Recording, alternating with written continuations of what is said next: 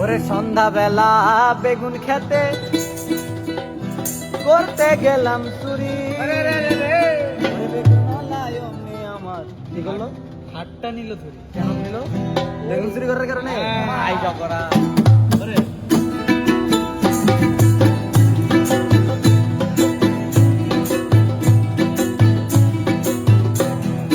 সন্ধ্যাবেলা বেগুন খেতে করতে গেলাম চুরি। ওরে বেগুনওয়ালা অমনি আমার হাতটা নিল ধরি।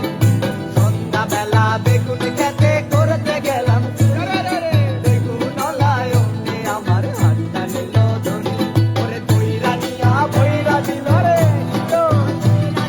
বইরা নিয়া বইরা দিল বেগুন আমার ধরিতে। আর যাব না বেগুন তুলিতে, ও ললিতে, আর যাব না বেগুন তুলিতে। আমায় বেগুনওয়ালা কি করছে? খাইলো রে সামনে বসাইয়া। আল্লাহ, আমায় বেগুনওয়ালায় খাইলো রে সামনে বসাইয়া।